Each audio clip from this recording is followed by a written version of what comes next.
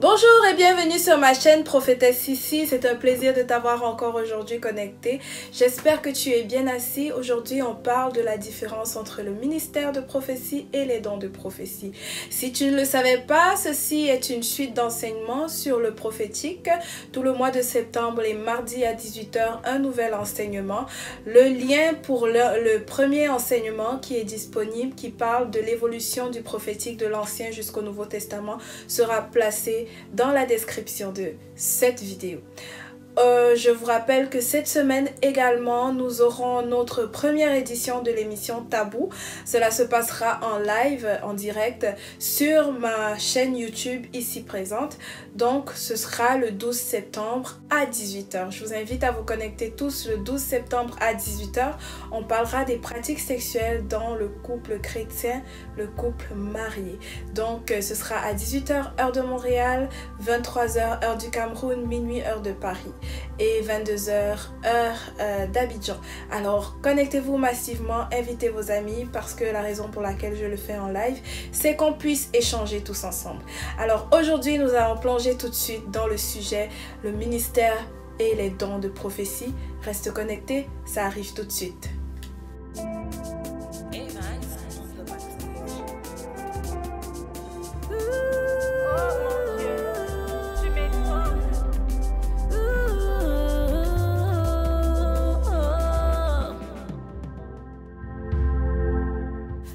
Commencer cet enseignement tout de suite par un mot de prière. Père éternel, je te rends grâce de nous réunir encore autour de cette vidéo afin que tu puisses nous enseigner par ta parole.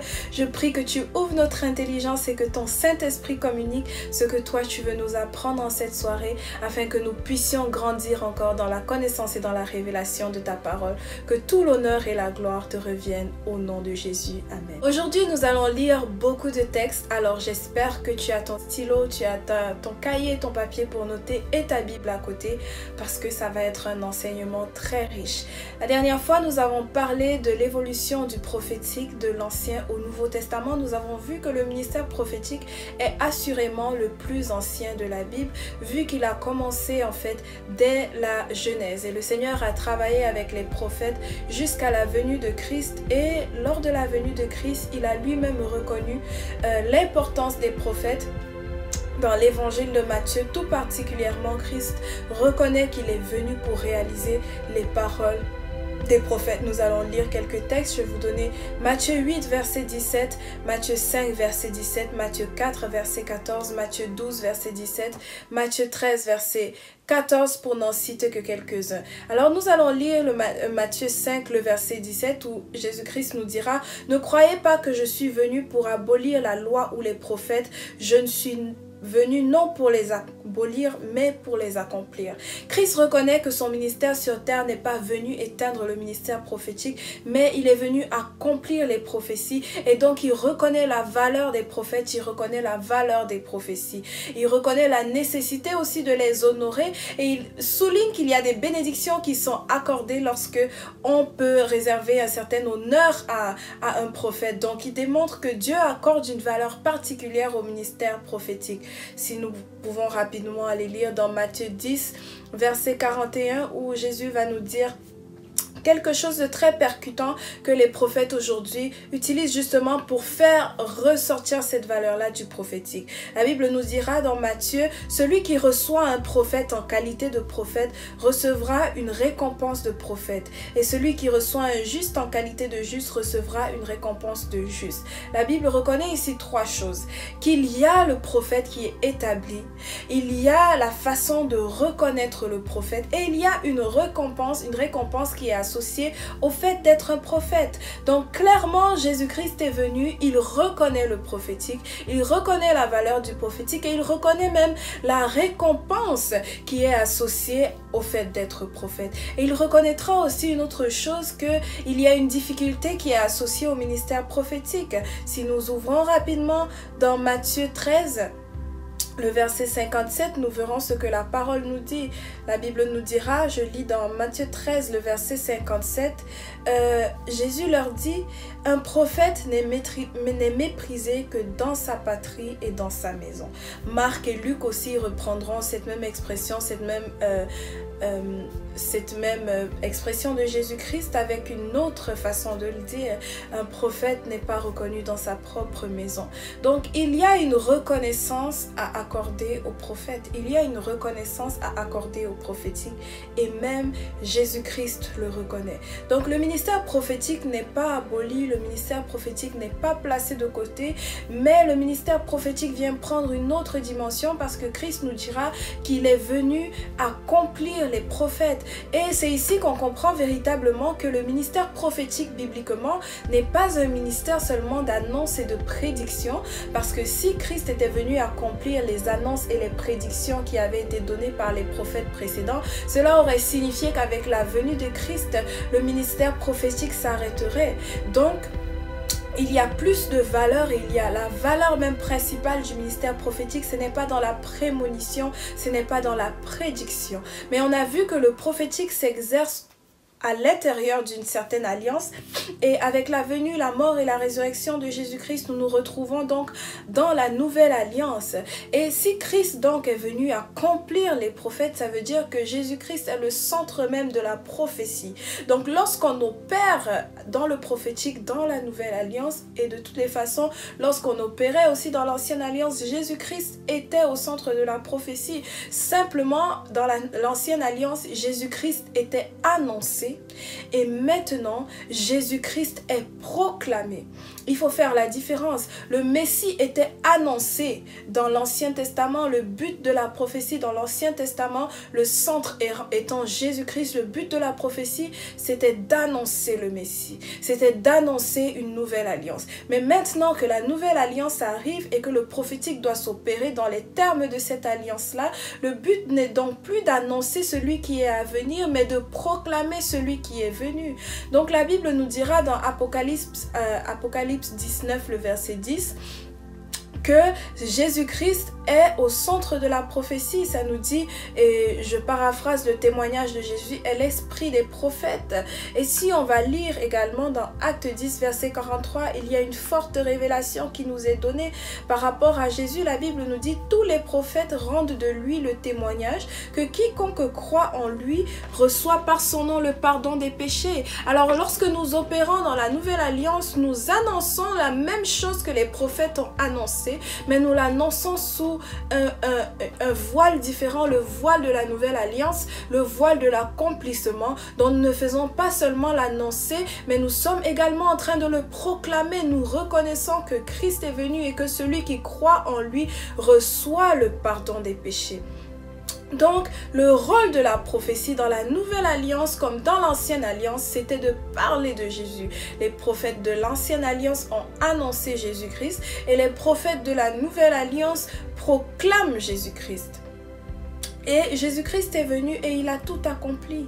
Il a tout accompli, donc tout se tourne vers lui. La Bible nous le dit dans Jean 19, verset 30, alors que Jésus était crucifié, il a penché la tête avant de mourir et il a dit tout est accompli. Il est venu accomplir totalement les prophéties qui étaient annoncées et maintenant nous passons à l'ère des prophéties qui doivent être proclamées. Nous avons vu que les prophètes de l'Ancien Testament étaient des Ishruach. Ils opéraient selon l'inspiration du Saint-Esprit. Et c'est une chose qui ne change pas, car dans Acte, Paul nous le dira, Pierre nous le dira, que la parole qui avait été annoncée dans Joël 2, le verset 29, s'est accomplie. La Bible disait dans les dernier temps, je répandrai mon esprit sur toute chair. Joël 2, verset 29, qui est aussi Joël 3, verset 1 dans certaines versions. Le Saint-Esprit a été répandu sur toute chair. Et donc, dans l'ancienne comme dans la nouvelle alliance, les prophètes fonctionnent selon l'inspiration du Saint-Esprit. Dans 2 Pierre 1, le verset 21, je vais lire rapidement quelque chose de très important que Pierre nous donne comme révélation également. Il nous dit ceci: sachant tout d'abord vous-même qu'aucune prophétie de l'Écriture ne peut être un objet d'interprétation particulière, car ce n'est pas par une volonté d'homme qu'une prophétie a jamais été apportée, mais c'est poussé par le Saint-Esprit que des hommes ont parlé de la part de Dieu. Il y a cet aspect de l'Esprit qui continue à se manifester jusqu'à présent. De l'Ancien jusqu'au Nouveau Testament, il y a une chose qui demeure, c'est que c'est poussé par le Saint-Esprit que des hommes ont parlé. Alors, quand on arrive dans la Nouvelle Alliance, quel vient être le rôle du ministère prophétique? Je pense que tout d'abord, il nous faut définir déjà dans un premier temps le terme ministère, parce que ce n'est pas un terme qu'on retrouve dans l'Ancien Testament, mais c'est un terme qu'on retrouve dans le Nouveau Testament. Donc, le mot ministère vient du mot grec diakonos, qui signifie service. C'est aussi le mot qui est utilisé pour qualifier le diacre, pour qualifier le travail de diacre. Donc, il s'agit d'un service d'une certaine personne au bénéfice de l'Église corps du Christ, mais exercé dans l'Église locale. Donc, Timothée nous donnera, Paul en fait dans sa lettre à Timothée, nous donnera les qualifications d'un ministre et nous allons aller le regarder rapidement dans 1 Timothée 3, les versets 1 à 3, ce que Paul nous dira par rapport à cette qualification de ministre. C'est un passage qui a souvent été utilisé en fait pour qualifier ceux qui sont appelés au diaconat, mais diaconat, ça veut tout simplement dire ministre. Donc tous ceux qui sont appelés à un ministère, c'est ce qui doit être utilisé pour eux comme prérequis en fait, comme qualification essentielle afin qu'ils puissent être reconnus dans le ministère. Donc Paul dira à Timothée, je te rappelle l'exhortation que je te fis à mon départ pour la Macédoine. Oh pardon, c'est 1 Timothée 3 et non 1 Timothée 1. 1 Timothée 3, les versets 1 à 3. Il dira, cette parole est certaine, si quelqu'un aspire à la charge d'évêque, il désire une œuvre excellente. Il faut donc que l'évêque soit irréprochable, mari d'une seule femme, sobre, modéré, réglé dans sa conduite, hospitalier, propre à l'enseignement. Il faut qu'il ne soit ni adonné au vin ni violent, mais indulgent, pacifique et désintéressé. Il faut qu'il dirige bien sa propre maison et qu'il tienne ses enfants dans la soumission et dans une parfaite honnêteté. Car si quelqu'un ne sait pas diriger sa propre maison, comment prendra-t-il soin de l'Église? Il ne faut pas qu'il soit un nouveau converti, de peur qu'enflé d'orgueil, il ne tombe sous le jugement du diable. Il faut aussi qu'il reçoive un bon témoignage de ceux du dehors, afin de ne pas tomber dans l'opprobre et dans les pièges du diable. En fait, ça c'est la description de l'évêque, mais à partir du verset 8, on nous décrit aussi le diacre, les qualifications d'un diacre, dont d'un ministre dans la maison de l'Éternel, qui sont quand même assez semblables. On parlera de ça à partir en fait du verset 8 jusqu'au verset 13. Donc c'est très important de comprendre que en fait ce ministère là, c'est d'abord et avant tout un service pour l'église corps de Christ qui est exercé dans une église locale, dans une assemblée locale, sous en fait la direction du corps qui a été établi pour siéger au devant de cette assemblée locale là. Et ce qu'il faut savoir, c'est qu'il y a certaines choses qui distinguent de manière particulière un prophète dans l'exercice du ministère prophétique. Donc là, dans un premier temps, je suis en train d'aborder le thème du ministère prophétique et ensuite on parlera des dons de prophétie. Donc on va aller regarder à quelques éléments essentiels du ministre qui exerce dans le ministère prophétique, donc en fait de l'appelé en fait, du prophète en tant que tel. Et le premier passage que nous allons regarder se trouve dans Éphésiens 4, le verset 11. Éphésiens 4, le verset 11 dira « Et il a donné les uns comme apôtres, les autres comme prophètes, les autres comme évangélistes, les autres comme pasteurs et docteurs. » La Bible nous explique en fait qu'il y a il y a certains ministères qui ont été établis dans l'Église, ce qu'on appelle en anglais the fivefold ministry et en français les 5 dons de ministère. Donc il y a un ensemble de personnes, 5 personnes en particulier que Dieu a mis en avant dans son Église pour un but particulier. Regardons également à ce qui est dit dans Éphésiens 2 verset 20. Vous avez été édifiés sur le fondement des apôtres et des prophètes, Jésus-Christ lui-même étant la pierre angulaire. Jésus-Christ lui-même étant la pierre angulaire. Donc le premier aspect du ministère prophétique, c'est que le prophète est une personne qui, aux côtés de l'apôtre, agit comme un fondement de l'Église. Le prophète est celui qui, aux côtés de l'apôtre, fonde l'Église. Il fonde l'Église et son rôle particulier aux côtés de l'apôtre, c'est de donner la direction de l'Église selon la pensée de Dieu, selon la pensée que Dieu a pour cette assemblée de saints. Le ministre qui exerce dans le prophétique vient pas pour être quelqu'un qui fait étal de sa capacité à avoir des révélations, mais qui donne une orientation et une direction particulière pour le fondement de l'Église. Donc c'est une personne qui est établie dans la hiérarchie. C'est une personne qui est à la tête de l'Église. La Bible dira que Dieu a établi d'abord les apôtres et ensuite les prophètes. Les deux vont ensemble et ensuite les dons de miracles et de guérison, etc.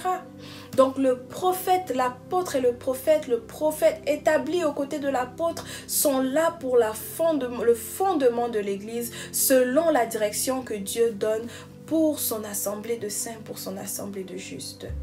Donc il y a une dimension hiérarchique dans l'appel prophétique, dans l'appel du ministère prophétique. On va aller lire dans 1 Corinthiens 12 verset 28 ce que la parole nous dira. Je vous ai dit aujourd'hui on va lire beaucoup de textes parce que c'est important de comprendre les fondements bibliques et ce dont il en ressort pour faire la différence et saisir premièrement ce que Dieu veut faire avec le ministère et comment il veut aussi faire avec le don. Donc 1 Corinthiens 12 verset 28 nous dira ceci. Et Dieu a établi dans l'Église premièrement des apôtres, secondement des prophètes, troisièmement des docteurs. Les prophètes sont dans la hiérarchie de l'Église des personnes qui sont établies par Dieu lui-même pour un but en particulier. Pour un but en particulier. Et ce but-là, c'est de poser le fondement de l'Église comme Éphésiens 2, verset 20 nous le dira. Dans Éphésiens 4, verset 11, on a également vu une dimension que je ne voulais pas encore mentionner, mais il y a la dimension de l'édification. L'Église est fondée sur les apôtres et les prophètes, Jésus-Christ lui-même étant la pierre angulaire, mais l'apôtre et le prophète, en fait, les 5 dons de ministère de pair ensemble, en fait, ont été établis dans le but d'édifier les saints, d'édifier les membres de l'Église. Éphésiens 4, 11, Éphésiens 4, 12, en fait, nous dira pour le perfectionnement des saints en vue de l'œuvre du ministère et de l'édification du corps de Christ, jusqu'à ce que nous soyons tous parvenus à l'unité de la foi et de la connaissance du Fils de Dieu, à l'état d'homme fait à la mesure de la stature parfaite de Christ. Donc les 5 ministères ont été établis pour le perfectionnement des saints, pour l'édification du corps du Christ. Les 5 ministères ensemble sont là pour venir emmener les saints dans une route de perfectionnement et d'édification afin qu'il y ait une unité de la foi, une unité de la connaissance, afin qu'il y ait dans le corps du Christ des hommes et des femmes qui arrivent à une perfection, à la stature parfaite de Christ. Donc le ministère prophétique n'est pas là pour donner des paroles. Le ministère prophétique n'est pas là pour faire étal de ses révélations. Mais le ministère prophétique est là comme un fondement de l'Église pour emmener le peuple à l'édification, à la connaissance parfaite, à la stature parfaite de Christ. Donc le ministre, le prophète qui exerce dans son ministère est là pour construire, pour bâtir des hommes et des femmes ancrés dans la perfection de Jésus-Christ. Ancrés dans la perfection de Jésus-Christ. Qu'est-ce qu'il est aussi en train de faire pour exercer dans ce sens-là? Dans Éphésiens 3, verset 5, ça nous le dira. Il n'a pas été manifesté au Fils des hommes dans les autres générations, comme il a été révélé maintenant par l'Esprit aux saints apôtres et prophètes de Christ. Ce mystère, c'est que les païens sont co-héritiers, forment un même corps et participent à la même promesse en Jésus-Christ par l'Évangile, dont j'ai été fait le ministre selon le don de la grâce de Dieu, qui m'a été accordé par l'efficacité de sa puissance. Donc, le prophète reçoit la révélation du Saint-Esprit, la révélation d'un mystère. La révélation d'un mystère sur l'identité de certaines personnes qui étaient autrefois des païens, qui sont aujourd'hui appelés à la même promesse en Jésus-Christ par l'Évangile, à former un même corps et à être co-héritiers avec Christ. Le prophète est là pour, par l'Esprit Saint, déceler des secrets particuliers de Dieu pour l'édification de l'Église et pour l'évangélisation. On voit ici que les mystères qui sont révélés, ce ne sont pas les mystères sur comment faire pour avoir ta maison, ce ne sont pas des mystères sur comment faire pour avoir ta voiture, mais ce sont des mystères pour faire comprendre que les païens sont co-héritiers, forment un même corps et participent à la même promesse en Jésus-Christ par l'Évangile. C'est pour faire connaître la révélation de Jésus-Christ de manière particulière aux païens. Donc encore là, c'est un ministère qui s'exerce pour l'Église, pour le fondement de l'Église, pour l'édification de l'Église. Amen. J'espère que vous êtes bien en train de me suivre parce qu'il y a énormément d'informations. Donc prenez le temps de noter. Je prie que le Seigneur ouvre ton intelligence aujourd'hui sur ce qu'est le ministère prophétique pour que tu puisses y conférer la bonne place. Donc nous allons continuer sur le ministère prophétique. Quel est son rôle, quel est son mandat en tant que fondement de l'Église? Paul dira à Timothée dans 1 Timothée 4, verset 14, « Ne néglige pas le don que tu as reçu, le don qui est en toi et qui t'a été donné par prophétie avec l'imposition des mains de l'assemblée des anciens. » Le don de prophétie, le ministère prophétique est là pour venir conférer un don particulier dans le cadre d'exercice d'une fonction ou d'un autre ministère dans l'Église. Donc en tant que ministre de Dieu, en tant que prophète qui est comme fondement de l'Église, le ministre prophète vient exercer en impartissant un don particulier à une personne, que ce soit un chantre, que ce soit un diacre, que ce soit un évangéliste, quelqu'un qui est sous sa responsabilité, sous sa hiérarchie, afin qu'il puisse fonctionner efficacement dans l'appel qu'il a reçu dans la maison, dans l'Église de Dieu. Timothée ici avait reçu un don par la prophétie, par l'imposition des mains. Il y a un don qui est imparti par la prophétie qui est nécessaire pour l'exercice d'un ministère. Et Paul est en train ici d'expliquer, de donner des dernières recommandations à Timothée sur la façon d'exercer son ministère. Il lui dira, ne néglige pas le don que tu as reçu. Le prophète vient pour conférer des dons par prophétie. Nous allons continuer dans 1 Corinthiens 14, les versets 29 à 31 et voir de quelle façon le prophète est également là pour instruire et encourager. 1 Corinthiens 14. Je précise que tous les textes aujourd'hui sont lus dans la version Louis II. La Bible dit, pour ce qui est des prophètes, que 2-3 parlent et que les autres jugent. Et si un autre qui est assis a une révélation, que le premier se taise. Car vous pouvez tous prophétiser successivement afin que tous soient instruits et que tous soient exhortés. Les prophètes sont là pour rapporter une instruction, une exhortation, un encouragement au peuple de Dieu. Ils ne sont pas là pour divertir, mais ils sont là pour instruire et pour encourager Nous retournons à quelque chose d'essentiel que nous avons vu dans la vidéo précédente. C'est que tout est appuyé sur la parole. Ils sont là pour instruire, pour exhorter, pour encourager, mais c'est selon la parole de Dieu. 1 Corinthiens 14, les versets 2 et 3. Nous dirons ceci: celui qui prophétise, au contraire, parle aux hommes, les édifie, les exhorte, les consoler. Le prophète est là pour apporter l'édification, encore une fois, pour exhorter, encore une fois, mais également pour consoler, pour révéler les blessures cachées. La Bible nous dira: consolez mon peuple. Le prophète est là pour consoler. Et 1 Corinthiens 14, verset 5 dit: celui qui prophétise est plus grand que celui qui parle en langue, à moins que ce dernier n'interprète, pour que l'Église en reçoive de l'édification. Donc c'est ça que le ministre prophète fait. C'est ce qu'il a comme fonction au sein de l'assemblée.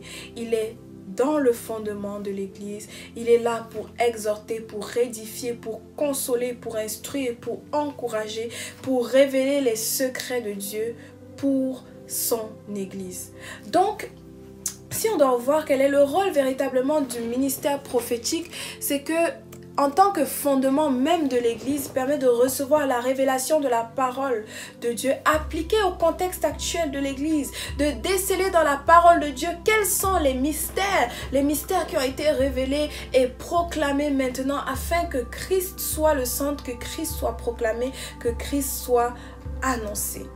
Le prophète dans la Nouvelle Alliance vient mettre la lumière sur le plan de Dieu dans l'exercice actuel de l'Église et donner une orientation divine à l'Église. Donc il ne vient pas pour apporter un message personnel ou un message confortant, à moins que cela accomplisse le plan et la volonté de Dieu pour la direction de l'Église. Donc si nous devons regarder maintenant à quelques prophètes qui ont exercé dans le Nouveau Testament, nous irons voir dans Acte 15, le verset 32, le cas de Jude et Silas. On va voir ce que la Bible nous dira sur eux. Acte 15, le verset 32. On dit: Jude et Silas, qui étaient eux-mêmes prophètes, les exhortèrent et les fortifièrent par plusieurs discours. Donc on voit l'exercice au sein de l'assemblée des prophètes, fortifié et exhorté par la parole qui a été reçue, par l'enseignement qui a été reçu. 1 Timothée 1, verset 18. 1 Timothée 1, verset 18 nous dira ceci, c'est que le commandement que je t'adresse, Timothée, mon enfant, selon les prophéties faites précédemment à ton sujet, c'est que d'après elles, tu combattes le bon combat en gardant la foi et une bonne confiance. Le rôle de la prophétie, encourager, te donner la force de combattre le bon combat à cause de la prophétie, des prophéties en fait qui avaient été prononcées sur la vie de Timothée. Paul l'appelle à combattre le bon combat. C'est ça le rôle de la prophétie dans le Nouveau Testament. Le rôle du ministère prophétique, c'est d'emmener les gens à combattre le bon combat, à être fortifiés dans leur foi. Nous allons voir l'exemple d'Agabus. Agabus qui était lui-même prophète, qui a exercé au sein des apôtres. Dans Acte 21, les versets 10 à 11, la Bible nous dira ceci. Comme nous étions là depuis plusieurs jours, un prophète nommé Agabus descendit de Judée et vint nous trouver. Il prit la ceinture de Paul, se lia les pieds et les mains et dit: voici ce que déclare le Saint-Esprit. L'homme à qui appartient cette ceinture, les Juifs le liront de la même manière à Jérusalem et le livreront entre les mains des païens. Donc encore une fois, on voit ce que j'étais en train de dire tout à l'heure, c'est que le ministère prophétique ne vient pas s'exercer de manière personnelle pour conforter la personne ou pour faire la disance de bonne aventure, mais pour accomplir le plan de Dieu. La parole a été adressée ici à Paul pour lui annoncer des tribulations et des souffrances à venir dans le cadre de sa mission pour le travail du Seigneur, afin que les saints puissent intercéder, puissent le soutenir dans la prière, qu'ils prennent compte de l'ampleur des combats qu'il attendait de l'autre côté et qu'ils puissent spirituellement se préparer à cela.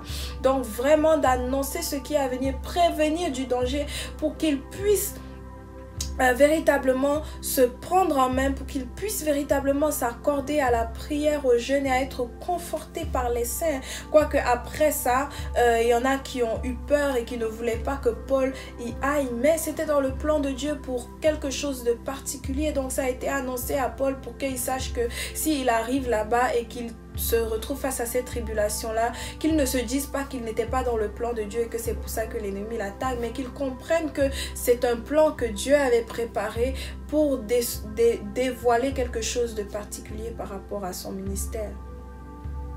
Donc on l'a vu tout à l'heure aussi dans 1 Timothée 4 verset 14, le rôle du ministère prophétique, c'est d'accorder les dons spirituels. La Bible dit, Paul dira à Timothée, ne néglige pas le don qui t'a été conféré par la prophétie. Accorder les dons spirituels. Donc l'impartition fait partie du rôle du prophète. Ça veut dire que le prophète a une portion que l'autre n'a pas. Donc on voit déjà la dimension ici du don spirituel qui est soumis au prophète, le don de prophétie qui est soumis au prophète. Et donc le ministère prophétique s'élève au-dessus du don, puisque le ministre, le prophète, c'est lui qui confère les dons. Et on va voir une dernière référence à des prophètes dans Acte 13, le verset 1, où la Bible nous parlera des prophètes qui étaient en exercice dans l'église d'Antioche. Ils étaient en exercice dans l'église d'Antioche et on va voir quel était leur rôle auprès de cette église. Donc acte 13 à partir du verset 1, la Bible nous dira: il y avait dans l'église d'Antioche des prophètes et des docteurs, Barnabas, Siméon appelé Niger, Lucius de Cyrène, Manahen, qui avaient été élevés avec Hérode le tétrarque et Saul. Pendant qu'ils servaient le Seigneur dans leur ministère et qu'ils jeûnaient, le Saint-Esprit dit: mettez-moi à part Barnabas et Saul pour l'œuvre à laquelle je les ai appelés. Alors après avoir jeûné et prié, ils imposèrent les mains et les laissèrent partir. Ils leur imposèrent les mains et les laissèrent partir. Donc on voit que le ministre prophétique, le prophète en fait, a le mandat de recevoir de Dieu une instruction particulière pour installer certaines personnes dans leur appel, l'appel de la mission qui était le cas pour Silas et Paul, je crois. Pour Barnabas et Paul, l'appel de la mission, qu'ils avaient été réservés pour une mission, et donc ça a été révélé aux prophètes. Donc encore une fois, les prophètes exerçaient dans le cadre de l'église. La Bible nous dit que pendant qu'ils étaient en train d'exercer dans leur ministère et qu'ils jeûnaient. Donc ils sont là pour recevoir des recommandations particulières de l'Esprit Saint et de déceler ceux qui sont appelés au service afin de les recommander dans ce à quoi l'Esprit les appelle. Donc c'est ça qui fait un peu le tour du rôle du prophète dans le Nouveau Testament. Et donc, comment devenir prophète? Est-ce que tous sont prophètes? Car j'ai entendu plusieurs personnes qui m'ont dit nous sommes les prophètes nous sommes les propres prophètes de nos vies. Alors on va voir ce que la Bible nous dira à ce sujet dans 1 Corinthiens 12 verset 29. Tous sont-ils apôtres? Tous sont-ils prophètes? Tous sont-ils docteurs? Évidemment la question est non, parce qu'on vient de nous citer ce que Dieu a établi dans l'église. Tous ne sont pas apôtres, tous ne sont pas prophètes, tous ne sont pas docteurs. Non, tu n'es pas le propre prophète de ta vie. Oui, le Saint-Esprit veut te parler, mais c'est pas parce que le peut te parler, il te parle, mais c'est pas parce que le Saint-Esprit te parle que tu es prophète. Le prophète, c'est quelqu'un qui a un rôle dans l'église de Dieu qui a été établi. Donc comment on fait pour devenir prophète? La Bible nous le dira, c'est Dieu lui-même qui établit les prophètes. 1 Corinthiens 12 verset 28, et Dieu a établi dans l'église premièrement des apôtres, secondement des prophètes. C'est Dieu qui établit le prophète. On ne se lève pas un matin pour dire je suis prophète. Et comment Dieu fait pour établir des prophètes? On l'a vu tout de suite dans Acte 13, le verset 1, la Bible dit que pendant que les prophètes et les docteurs priaient et jeûnaient, ils étaient en exercice dans leur ministère, le Saint-Esprit leur a dit: mettez-moi à part telle personne. Donc le Saint-Esprit passe par des gens qui ont déjà été établis pour établir d'autres.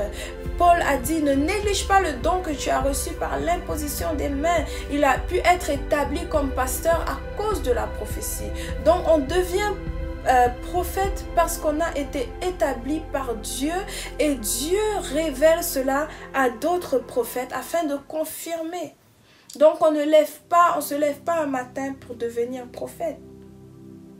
Donc le ministère prophétique, c'est un essentiel, c'est une recommandation même de Dieu pour son Église. C'est une recommandation même de Dieu pour son Église. Le prophète a un rôle dans l'Église de Dieu comme fondement de l'Église et pour venir impartir certains dons, certaines manifestations, certaines révélations précises de l'Esprit Saint à l'Église afin que l'Église puisse recevoir la direction de Dieu et marcher selon la révélation des mystères de Dieu.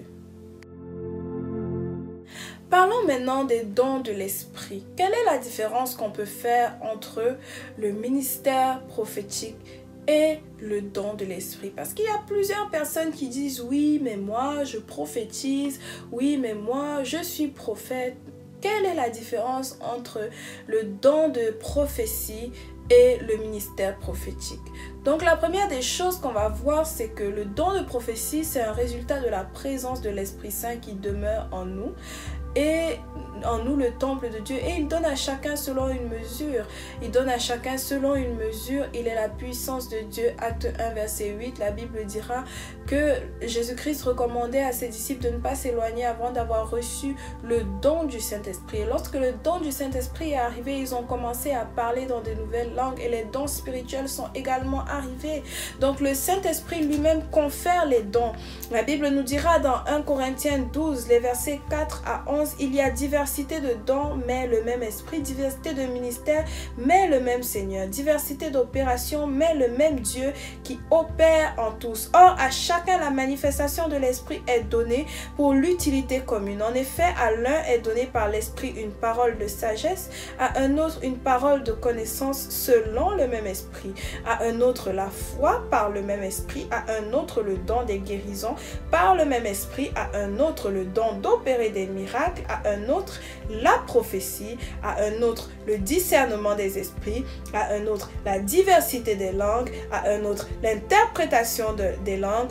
Un seul et même esprit opère toutes ces choses, les distribuant à chacun en particulier comme il veut.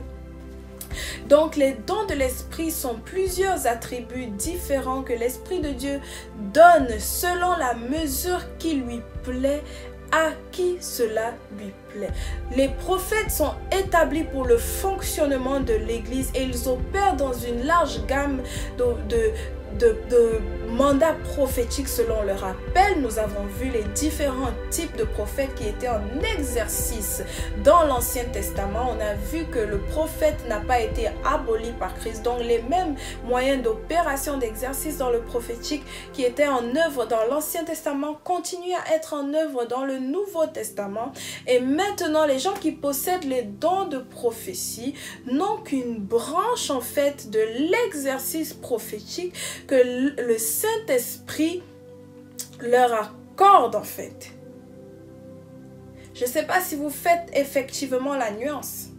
Il y a le ministère prophétique qui est là comme fondement de l'Église, qui arrive avec le bagage, le même bagage que le prophète avait déjà dans l'Ancien Testament, mais qui vient maintenant se manifester différemment selon la nouvelle alliance, dans le but maintenant de proclamer Jésus-Christ et non plus de l'annoncer.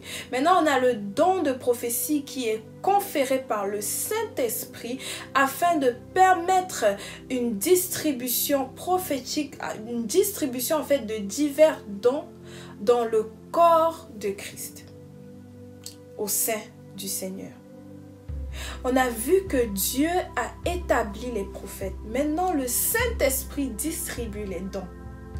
Donc, il y a une différence dans le fait que la tête, le Père lui-même vient établir le prophète, parce que le prophète est un fondement de l'Église, corps du Christ. Et maintenant, le Saint-Esprit vient conférer les dons à chacun selon une mesure, à chacun selon ce qu'il convient. Donc, pour être comme fondement de l'Église, en fait, le prophète peut avoir plusieurs dons de prophétie et d'autres dons également de l'Esprit qui lui ont été conférés par Dieu pour l'exercice de son mandat auprès de l'Assemblée des Saints.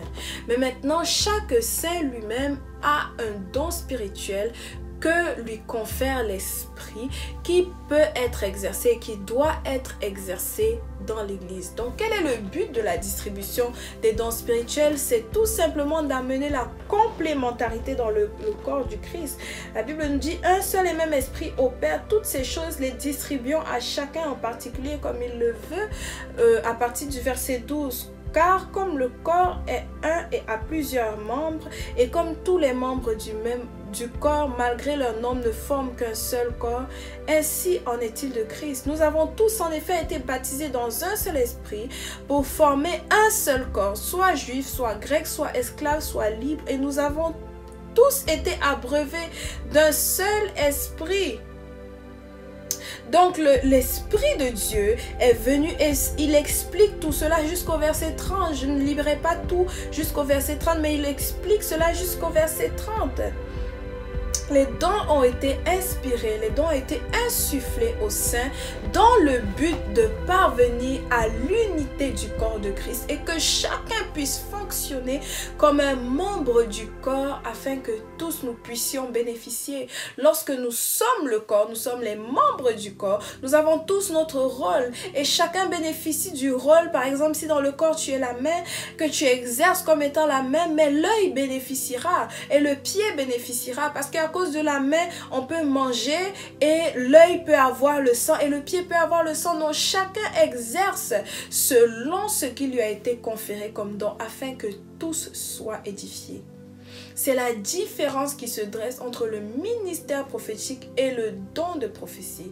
Donc, il y a diversité de dons et maintenant, ce n'est pas tout le monde qui va avoir les dons de prophétie. Il y a d'autres dons aussi qui existent. Ce ne sont pas seulement le don de prophétie. Il y a le don de service qui existe. Et ce don-là existe pour bénéficier les saints, pour bénéficier le corps de Christ, pour qu'il y ait unité dans le corps de Christ. On va aller lire rapidement ce que Romains nous dira dans Romains 12, le verset 5. Romains 12, le verset 5, on va lire ce que la parole nous dit pour comprendre davantage. Romains 12, le verset 5, il dit « Ainsi, nous qui sommes plusieurs, nous formons un seul corps en Christ et nous sommes tous membres les uns des autres. Puisque nous avons des dons différents selon la grâce qui nous a été accordée, que celui qui a le don de prophétie l'exerce selon l'analogie de la foi, que celui qui est appelé au ministère s'attache à son ministère, que celui qui enseigne s'attache à son enseignement et celui qui exhorte à l'exhortation, que celui qui donne le fasse avec libéralité, que celui qui préside le fasse avec zèle, que celui qui pratique la miséricorde le fasse avec joie. Nous avons tous reçu des dons différents afin que nous puissions parvenir à l'unité du corps de Christ et nous sommes tous appelés à exercer ces dons selon notre mandat, selon la grâce qui nous a été donnée. Mais nous devons reconnaître aussi la différence lorsque nous recevons le don de prophétie, que ce n'est pas parce que tu as un don de prophétie que tu es appelé au ministère prophétique. Le ministère prophétique qui est un ministère de fondement de l'Église, qui est un ministère pour bâtir les vies. Tu peux être appelé à avoir le don de prophétie, à exercer le don de prophétie avec foi dans l'Église, mais tu n'es pas du tout appelé à être un prophète, un fondement de l'Église. Il faut faire la nuance. Parce que lorsqu'on néglige, lorsqu'on manque de faire la nuance, ça peut être très catastrophique si tu n'as pas reçu l'outillerie nécessaire par le Saint-Esprit pour être un bâtisseur de vie, pour être quelqu'un qui ne donne pas seulement des paroles pour le personnel, mais qui donne une vision, qui reçoit la révélation des mystères de Dieu pour son Église et qui est capable de diriger l'Église selon le mandat qu'il a reçu de Dieu. Cette usurpation de ministère, cette usurpation peut valoir à l'Église une mauvaise direction ou valoir à l'Église de ne pas marcher dans le fonctionnement que Dieu attend. Et c'est parce que plusieurs personnes ont usurpé le don de prophétie pour le ministère prophétique qu'il y a de la confusion dans l'Église. Le ministère prophétique aujourd'hui est pris comme étant quelque chose qui est là pour dire à la personne: je te vois te marier, je te vois avoir de l'argent, je te vois avoir des enfants. Ça n'a rien à voir. Le ministère prophétique est là pour bâtir l'Église de Christ, est là pour donner le fondement, pour donner la vision, pour impartir les dons, pour donner la révélation de Dieu, pour équiper les saints afin qu'ils marchent vers la perfection, vers l'édification comme stature parfaite de Christ. Et le don de prophétie est là maintenant pour être exercé avec foi dans l'assemblée des saints afin que les uns et les autres nous parvenions à croître ensemble dans l'unité de corps de Christ et que nous soyons fortifiés par les dons les uns des autres. Donc je t'invite, toi qui as peut-être le don de prophétie, à te questionner sur ton appel. Ce n'est pas à toi de t'appeler au ministère prophétique, c'est Dieu lui-même qui établit les prophètes, nous l'avons vu. Si tu es appelé au ministère prophétique, si tu es appelé à être en exercice comme un fondement de l'Église, Dieu donnera la révélation aux hommes de Dieu pendant qu'ils sont en train de prier et jeûner, afin que tu puisses être mis à part pour le service. L'Église est mise à part en fonction du monde, mais les appelés, les ministres de Dieu qui exercent dans les 5 ministères sont également mis à part dans l'Église.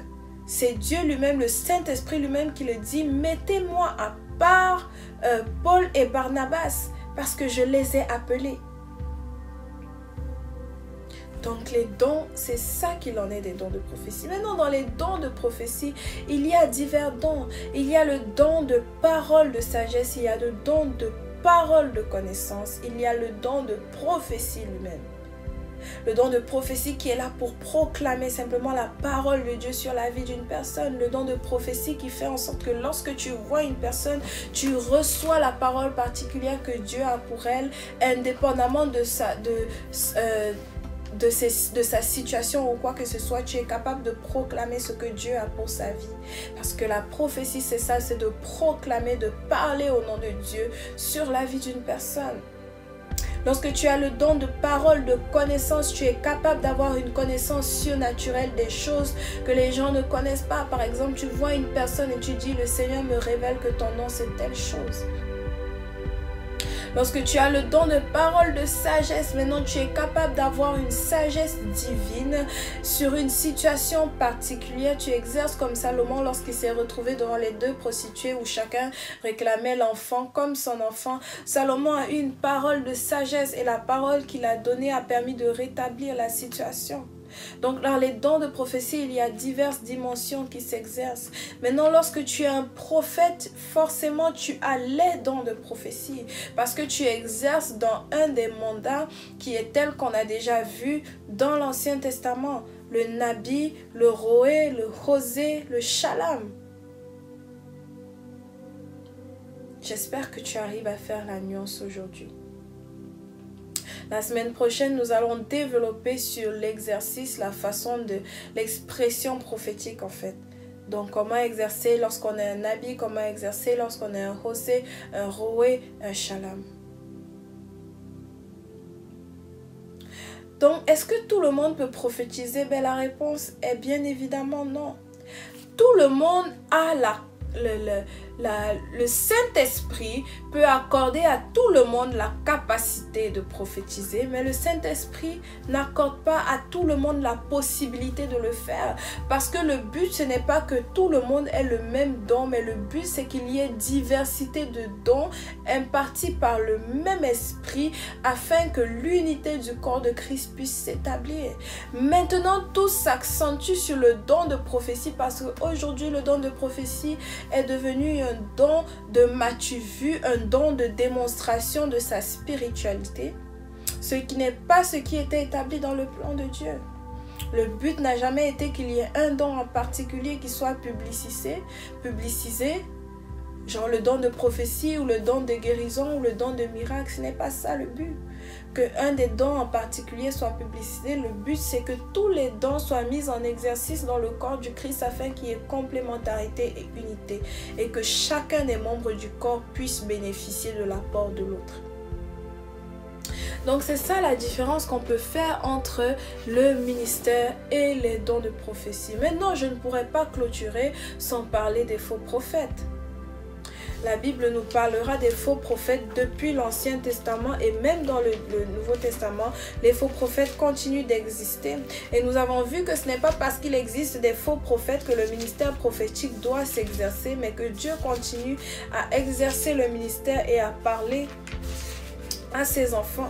Donc le ministère prophétique n'est pas à bannir parce qu'il exerce parce qu'il existe des faux prophètes et parce qu'il y a beaucoup de gens qui l'exercent dans le faux, parce qu'il y a beaucoup d'églises qui ont banni le prophétique. Il y a des églises où il y a des gens qui ne savent pas c'est quoi un prophète, qui ne savent pas c'est quoi un apôtre, qui ne savent pas c'est quoi le rôle d'un évangéliste, le rôle d'un docteur. Tout ce qu'ils connaissent c'est leur pasteur, mais ce n'est pas normal. La Bible nous dira que Dieu a établi ces 5 ministères là pour un but bien précis que nous venons de voir.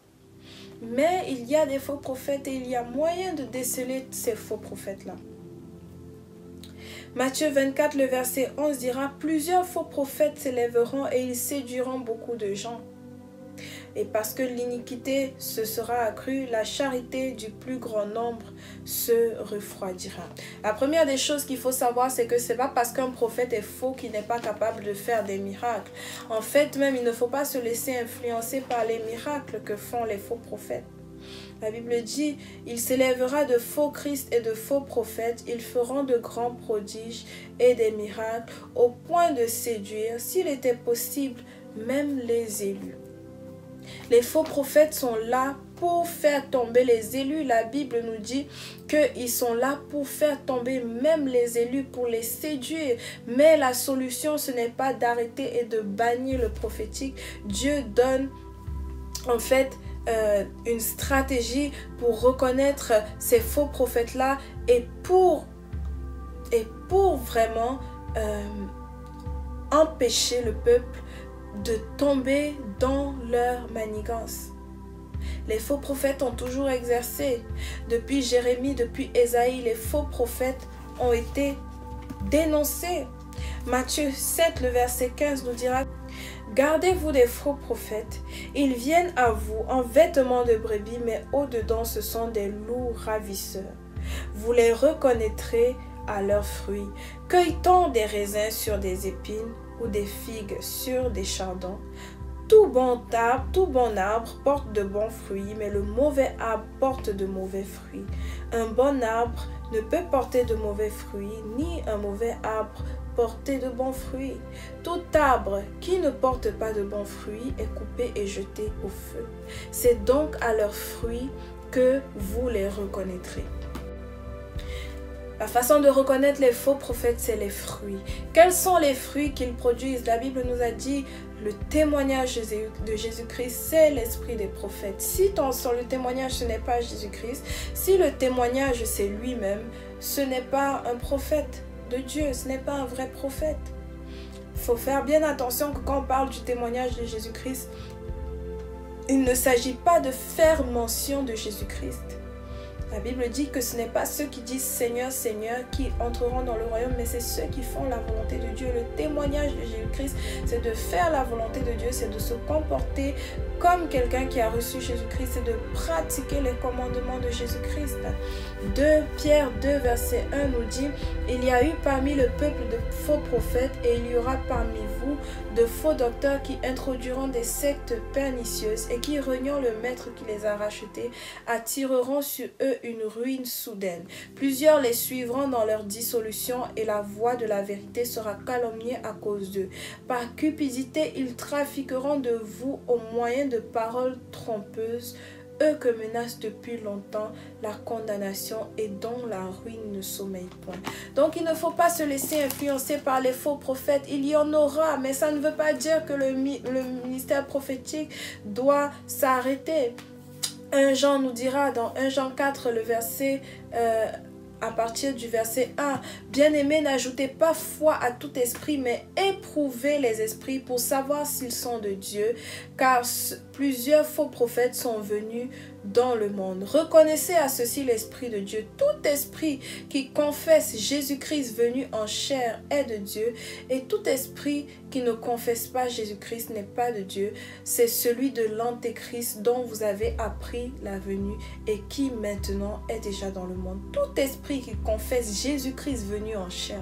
Il y a beaucoup de messages qui circulent maintenant de manière très subtile. Oh, Jésus-Christ, il était simplement Dieu. Jésus-Christ, il n'a pas souffert comme vous parce que ce n'était pas véritablement un homme. Jésus-Christ était une fusion d'un homme et d'un esprit. Donc, il y a beaucoup de choses qui existent. Il y a même des gens qui parlent de Jésus, mais qui ne font pas référence au même Jésus auquel nous faisons référence. Il faut les reconnaître selon ça. Est-ce qu'ils portent les fruits dont le Seigneur se glorifie? Est-ce qu'ils proclament Jésus-Christ venu en chair, Jésus-Christ ressuscité?